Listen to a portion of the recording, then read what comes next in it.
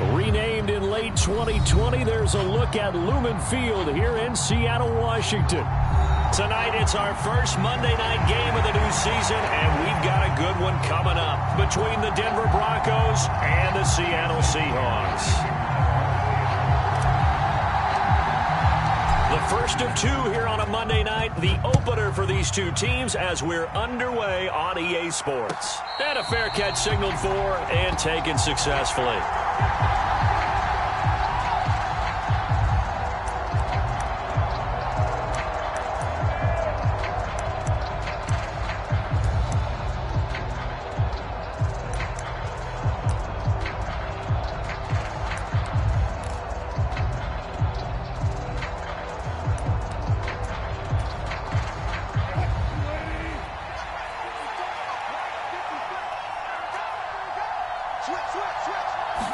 Here's Wilson to throw right away. This one complete to Jerry Jeudy. And past the 40 before he's out of bounds. One play has him up past the 40 already, and another 1st and 10. Here's Wilson to throw. He's got a man, complete. Yeah, he's got this to the 30 before being taken down. On 1st and 10, it's Wilson. He's going to try and go deep again.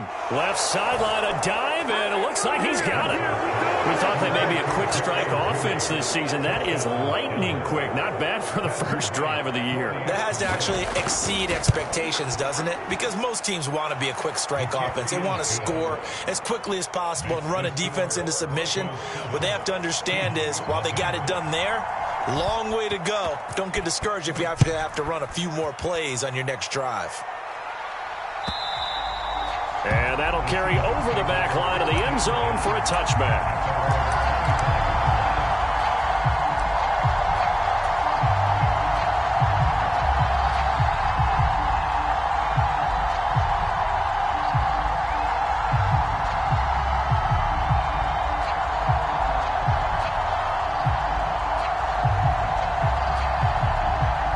Now the Broncos are going to take a timeout. They'll have 2 remaining as we step aside here in this first quarter.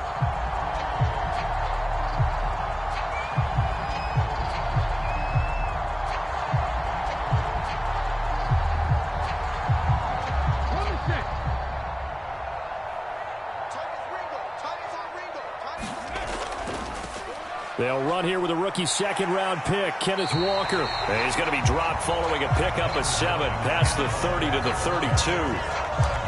That's a really nice job by them picking up the run blitz and detecting it and blocking it and turning it into a nice run. And a lot of times you think if you blitz a running play, you're going to smother it.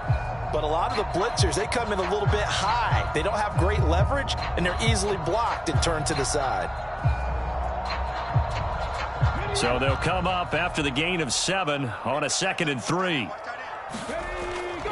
Again, it's Walker. And this time he's not going anywhere. They'll get him down right at the line of scrimmage.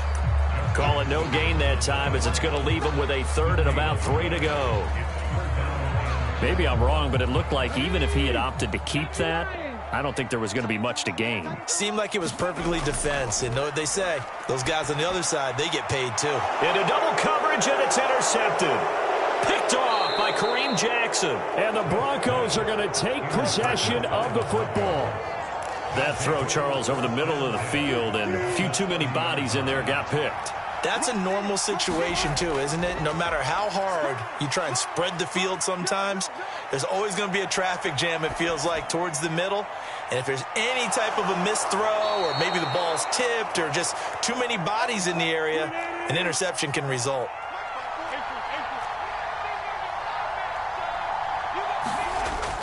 Williams will take it in. Touchdown, Denver.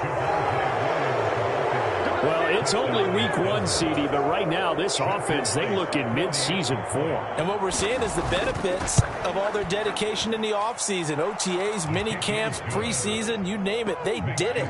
All that work in preparation, we're seeing them play really well right now. They're making it all pay off. Out is the kickoff unit as they run up and send this one away. Eskridge going to keep this one in the end zone, and they'll start at the 25-yard line. Here's the Seattle offense ready to get this drive underway. And they're in an early hole. The first drive, they threw the interception. That led to a touchdown, so decent-sized deficit early on. It is, but I think you hit the key words, early on. So they have to decide, do we even need to change game plan, or do we just need to execute better and try and get back in this game? The Smith's throw into the hands of Lockett, finding room at midfield. And he is out of bounds inside the 35. Big yardage after the catch. That one winds up going for 36. We know play callers can be very creative in this game today, but sometimes when they've got receivers with speed like this, they don't need to design incredibly complex calls. Sometimes it's just get the ball in his hands and let him do his thing. In a sense, less can become more, and it was right there. And they'll get this one to about the 20-yard line. Back-to-back nice gains. That one for 14 yards and another first. Just a simple tap pass, but it pays off in a big way. And sometimes the simple stuff causes the most problems for a defense because there's a breakdown in communication there. When that receiver goes behind the line of scrimmage and it looks like he's going in motion, someone either has to go with him or he has to be passed off to another defender. Somehow they didn't get that communicated well, and it turned into a nice play. Smith, an incomplete pass on first down. Now it's 2nd and 10. Now Geno. And that is incomplete. A lot of force bearing down on him there. He could not hang on. It's 3rd down. They've given him some different looks here defensively in the early going. He's only hit 2 of his first 5 passes. With a big 3rd down coming up, he's hoping he's got a play dialed up that can take advantage of whatever the defense throws at him. This offense was on the move. Now 2 straight incompletions have him looking at 3rd and 10. Oh, that's into double coverage and intercepted. Picked off by Caden Stearns. And the Broncos will take over here at their own 14-yard line. And when a team advances as far as they did, got over the 50-yard line, don't you think that drive deserved a better ending? I think he needs to get with his coaches on the sidelines, make some immediate adjustments, and that's what you do. You don't wait. You do it from series to series because drives like that end with a turnover, that's multiple times they picked him off already in this opening half.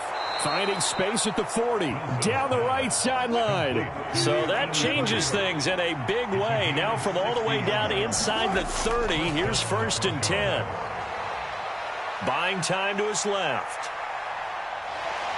And eventually taken down here. Great coverage downfield. Devin Bush driving in and picking up the sack. And, of course, that's not an easy man to sack. You know how elusive he can be trying to get outside of the pocket. That was a great play on the defensive side. And I wonder what was going through his mind because he didn't seem as committed to using his legs to pick up yardage. He wanted to keep that play alive, so either take off and go or throw it away. But he held on to the football and ended up getting sacked. And that'll wind up moving the chains again as the tackle's going to be made at the Seahawks 14. From the red zone now, here's Wilson on 1st down. And he will find his man on the outside. And the Broncos are going to have a 1st and goal coming up as the tackle made at the 3-yard line. They scored touchdowns on drives 1 and 2, and now they're trying to make it a perfect 3 for 3 to start. Throwing is Wilson. And this will be incomplete. Physical play on the football there, and it's 2nd down.